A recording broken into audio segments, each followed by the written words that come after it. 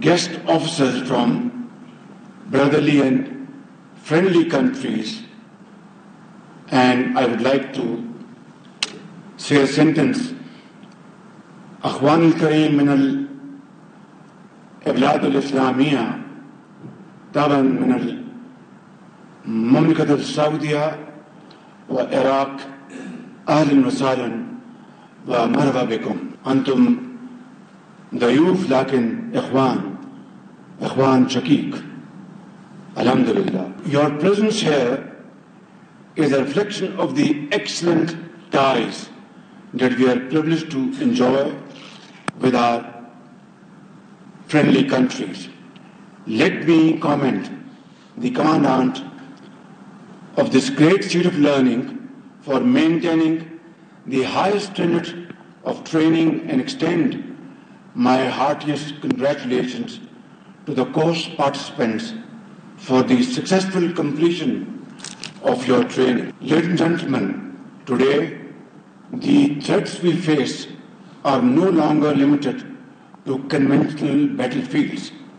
They are multifaceted, ranging from kinetic warfare to cyber attacks, economic coercion to disinformation campaigns and hybrid threats that challenge both our borders and our ideological frontiers. The recent Indian aggression against Pakistan, violating our territorial integrity and targeting our innocent civilians, was not merely countered successfully, but instead we succeeded in turning the tables on those who are dreaming of establishing a new norm. On the diplomatic front, our offer of a neutral, independent, and credible investigation into the so-called Pahalgam terrorist incident was brushed aside by India, that knew fully well that such an investigation would only uncover the ugly truth. With its false allegations exposed, India resorted to unleashing its missiles against Pakistan on 6th of May. Our response, both on the ground and in the air, left India completely baffled and shell-shocked, particularly after its Air Force lost several of their highly prized aircrafts and missile defense system. The Indian leaders had no option but to concoct patently false explanation for their losses. India tried sneaking in once again in the wee hours of 10th May, but their frustration was obvious, loud and clear. That very early morning, I received a call from Field Marshal Syed Asim Munir. He sounded calm, poised, yet confident and fully prepared. Throughout this crisis, his bold, courageous, fearless, and inspiring leadership stirred the armed forces and galvanized them as a wall of steel. Surely he has entirely earned the rare title of Field Marshal. Our counter-strike Operation Bunyanum Marsus destroyed the enemy's defenses and shattered the myth of their military might. I must also acknowledge the heroics of our Air Force, led by Air Chief Marshal Zahir Ahmed Babar, who displayed exemplary professionalism in downing enemy jets with precision and accuracy. Ladies and gentlemen, Pakistan accepted the ceasefire offer brokered by the United States and other brotherly and friendly countries in the interest of peace, progress and prosperity in South Asia. More importantly, India's much wanted claim that they would establish a new norm was buried for all times to come by our brave armed forces. On top of it, these claims were ridiculed by the Indians themselves. In fact, Pakistan had given India a bloody nose as it suffered a serious setback in both warfare and finest diplomacy. The unprecedented synergy of our armed forces, the civilian leadership, and the indomitable spirit of our people, steeled by our faith in the infinite mercy of Allah subhanahu wa ta'ala, granted us a glorious victory that will echo through the annals of history. In fact, it is Pakistan that has established a new norm in its relationship with India. Henceforth, we should not allow her to behave in an arrogant and haughty manner ever again, inshallah. And if and when it does so, we will respond with full force. Nor will we ever allow India to weaponize water by holding the Indus Water Treaty in abeyance. This is an absolute red line for us. I must mention, and without mincing words, that while we have succeeded on the military front, Pakistan continues to face major challenges in the fields of economy and governance as well. Let me recall back in April 2022, when I assumed the office of Prime Minister for a short while, about 16 months, just to illustrate the gravity of the situation at that point in time. International banks were refusing our letters of credit for our vital imports like energy and other very important imports linked to Pakistan's well-being. Another most serious was the threat of international lending agencies of walking away from what they perceived agree on a way forward. And as a result of that meeting in Paris, in July 2023, we were able to sign a standby agreement with IMF, which averted an impending economic meltdown. Allah was absolutely, infinitely merciful and kind.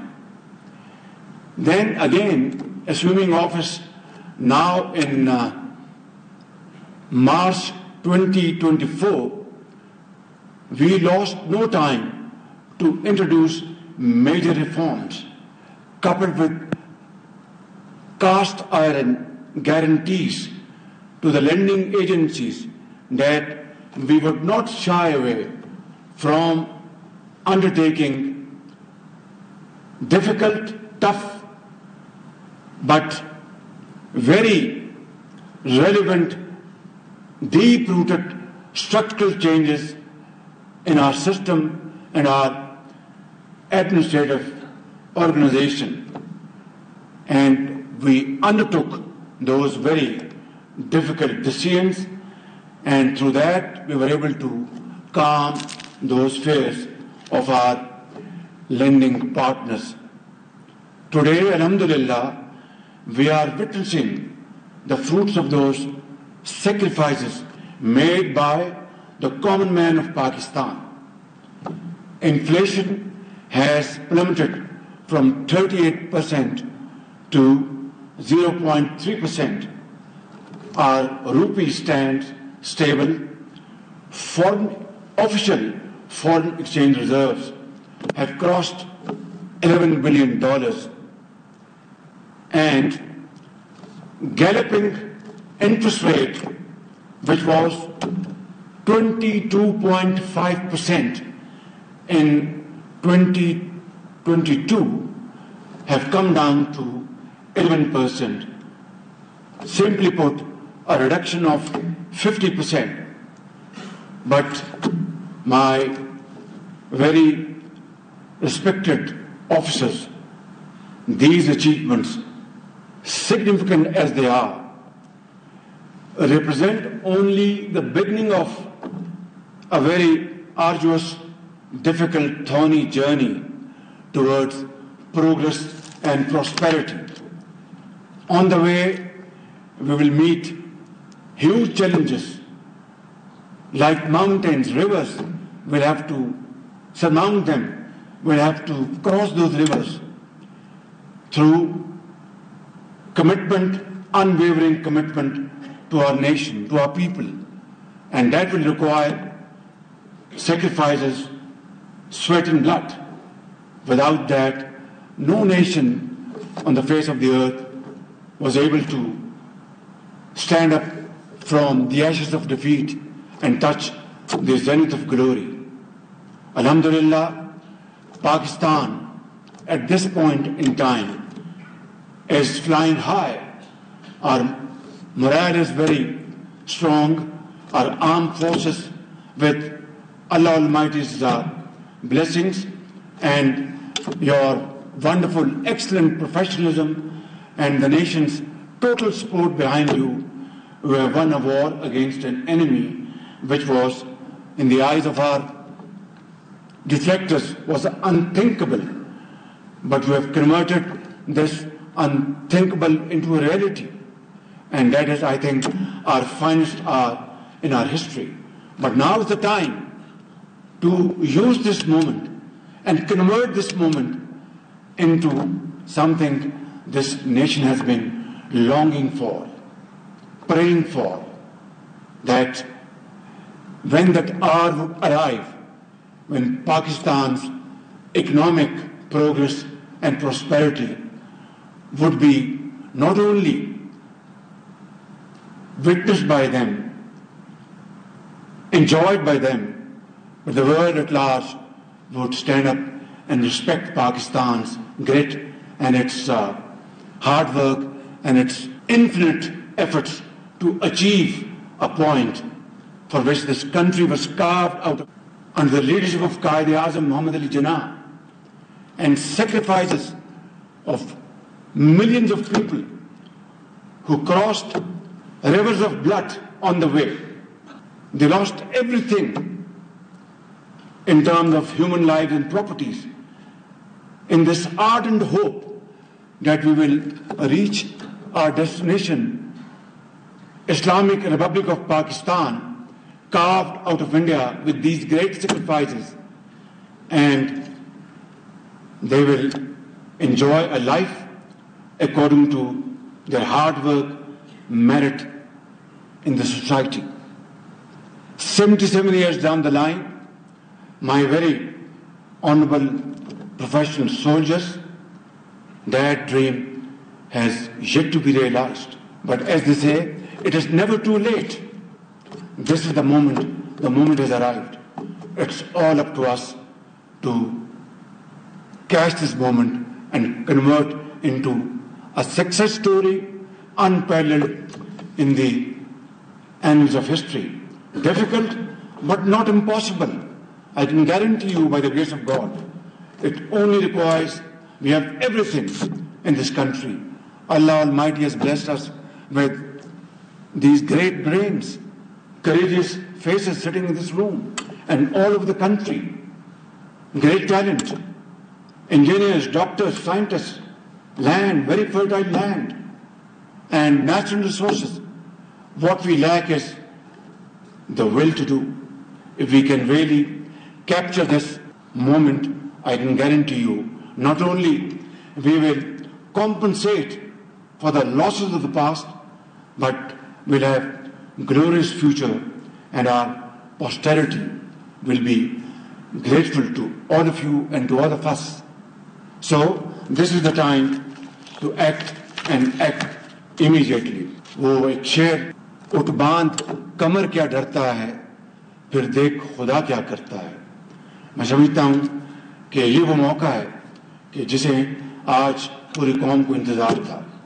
I will just highlight a few indicators that as compared to our revenue collection is more than 28% than last year, and our GDP, tax ratio to GDP, which was 8.8% last year, today it is going to touch by 30th June, hopefully 10.4%.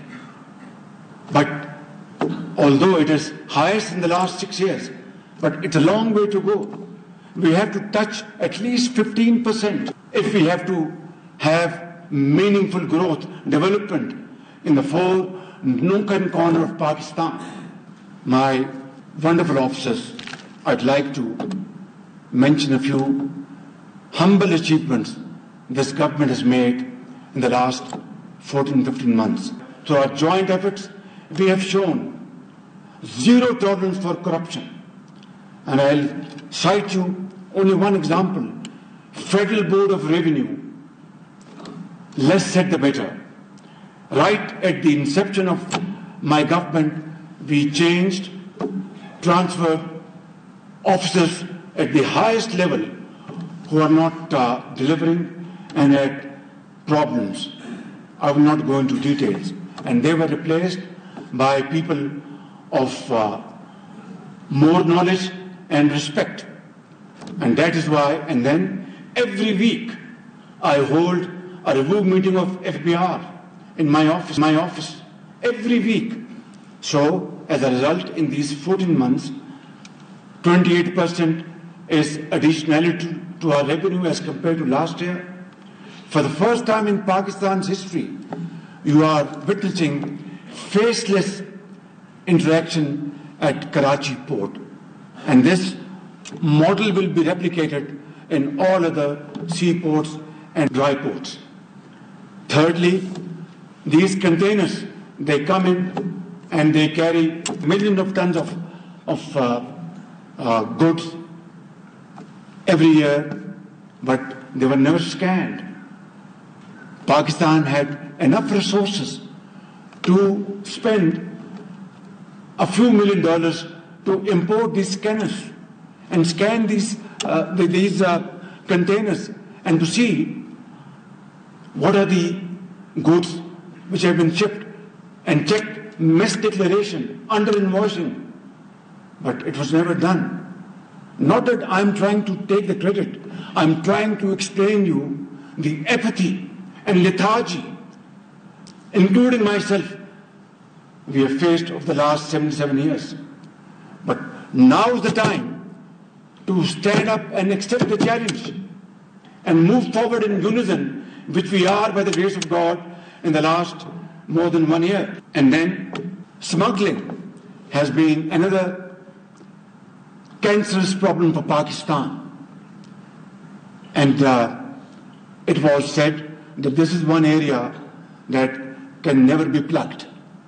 I can assure you, my very honorable officers, that alhamdulillah, in the last 1 year, there is significant reduction in smuggling. And again, I would say the credit goes to, in this particular case, mostly to Field Marshal Syed Asim Munir. To Afghanistan, we used to have smuggled sugar. I'm giving you one example of billions of rupees. This year, we have exported to Afghanistan sugar worth $211 million. Otherwise, this amount of sugar would have been, under normal circumstances, smuggled to Afghanistan, and not a dime would have been recovered and put in the exchequer. This is one shining example which can be replicated in every walk of life, every sphere of life. Again, what it demands the will to do. Otherwise, we have everything under the sun to convert this land into the most beautiful and most progressive land around the globe. Then, in power sector, there is massive leakage, pilferage, चोरी होती है बिजली 500 अरब रुपए की साल की. फिर वो IPPs, they have made their profits. This is the first time that these IPP agreements have been renegotiated, and coupled with other steps we have taken, alhamdulillah, 2 months ago, I announced a respite of rupees 7 per unit in electricity tariff across the board. So these examples I have quoted here not to impress you, but for your kind consideration that this is how nation can be built by the grace of God. Then we are moving in crypto and blockchain technologies. We are fast moving towards motion of information technology, spending huge sums of monies to train our HR. For example, 1,000 agri-engineers, fresh graduates from all the 4 provinces of Pakistan are being sent to China to acquire modern technology in the field of agriculture. Imagine Pakistan, an agrarian economy, and yet at times we are exporting wheat, at times we are importing wheat, at times we are exporting sugar, at times we are importing sugar. These are the challenges, and these challenges have to be met with full commitment, like I've just mentioned a few examples. Drop a few drops in the ocean, like drop by drop, it will become a flowing river by the grace of God. My dear officers, terrorism is another challenge. We have lost 90,000 great Pakistanis in the process. Are very brave soldiers, officers, civilians, doctors, engineers, mothers, sons, and politicians, doctors, scientists. All of them have paid huge price, human lives, and we lost business economic losses of $150 billion over these decades.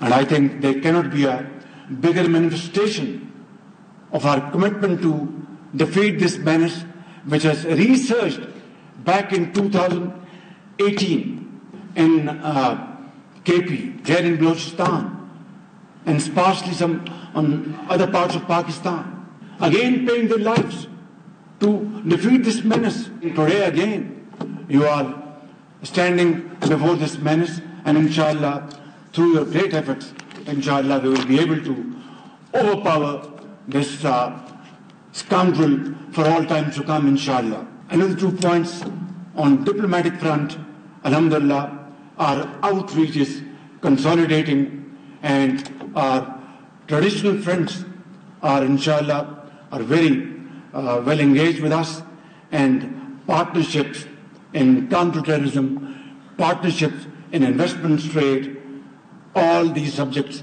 are being discussed with them proactively. But let me say, a time-tested friendship with China, Kingdom of Saudi Arabia, UAE, Turkey, Qatar, Iran, Azerbaijan, and other Central Asian states are growing even stronger as we are ready to build mutually beneficial trade, investment, and economic ties. China is the most time-tested friend of Pakistan. Saudi Arabia is one of the most reliable, trustworthy friend of Pakistan. And so are others. Turkey Qatar, UAE. But let me make this point abundantly clear. They expect us now to engage them in trade, in commerce, innovation, research and development, education, health, investments, and profitable ventures, mutually beneficial. And they no more expect that we go there with a begging bowl. And I am the last person, along with Field Marshal Sayyid Asim Munir, to carry this burden anymore on my shoulder, because it ultimately translates on the shoulders of this great nation. So what is the answer? The answer is pure and simple, that the natural resources, human resources Allah Almighty has blessed us with, we must make full use of it and deploy them for these very profitable ventures. And if we are able to defeat terrorism, if we are able to put the nation together, which is united like never before, and if we are absolutely clear in our vision that we have to promote export-led growth, we must not promote those idling units in Pakistan who are not making profits but having a rental business out of huge walls of imported tariff to give them protection. These are details, I'm not going into it. Suffice it to say that there is, sky is the limit for us to, alhamdulillah, be ready with these large investments. We are carving our path forward, our way forward on these lines. And one day soon, inshallah, if we really act on this way forward, a day will dawn soon, inshallah. Look at Japan and Germany. What happened in the Second World War? They were annihilated. During the Second World War, they lost their cities after cities. And then, with their iron resolve, they converted their defeat into hard work and untiring efforts. And within 60 years, 70 years, they have touched the zenith of glory through untiring efforts, through blood and through sweat. And today, Germany and Japan, they count amongst the first 10 most growing economies in the world. Why can't we be? I think it's a question we have to ponder over. And I can tell you, if we seriously and sincerely ponder over this question, the answer is loud and clear. जब अपना काफिला अज़्म व यकीन से निकलेगा, जब अपना काफिला अज़्म व यकीन से निकलेगा, जहां से चाहेंगे रास्ता वहीं से निकलेगा, वतन की मट्टी मुझे एड़ियां रगड़ने दे, मुझे यकीन है चश्मा यहीं से निकलेगा. This is how we have to move forward. There is no other way. Finally, I'd like to say, your journey is here as a continuation of a long legacy of your predecessors who held high the flag of Pakistan, not only in combat, but were also at the call of duty in times of floods, earthquakes, and other natural disasters. And more recently, and in this tenure, you have contributed immensely in all facets of nation building, including trade, economy, and investment. I also wish to honor the quiet strength in each one of you and your families who bear their own burden of sacrifices. The mother who sends her son to a freezing outpost, the wife who raises a family while her husband serves on the frontier, the child who grows up cherishing medals instead of memories. They may not wear the uniform, but their patriotism is embroidered in every thread of our national fabric. Ladies and gentlemen, I want to conclude with a parting thought. You have chosen a path of selfless service, one that demands courage, fortitude, loyalty, and sacrifice. In your hands lie not just the safety and security of our borders, but the very ethos of Islamic Republic of Pakistan. May you always be guided by integrity, duty and faith. May your courage inspire generations to come, and may your outstanding service shine forever as a beacon of hope and pride for this great nation. May Allah Almighty protect you and our beloved homeland, Pakistan. Zindabad. वज़ीर-ए-आज़म शहबाज शरीफ commandant staff college Quetta में अफसरान से खिताब कर रहे थे। उनका कहना था कि मुसल्लह अफ़वाज हमारी खुद मुख्तारी और सालमियत की मुहाफ़िज़ हैं। कमांडेंट स्टाफ कॉलेज ने हमेशा शानदार खिदमत अंजाम दी। दोस्त ममालिक के मेहमानों का शुक्रिया अदा करते हैं। आपकी यहाँ मौजूदगी हमारे बेहतरीन ताल्लुकात की आकाश है। भारत ने हालिया जारियत में मासूम शहरियों को निशाना बनाया। पाकिस्तान ने भारत को पहलगाम वाक़े पर गैर जानिबदाराना तहकीकात की पेशकश की।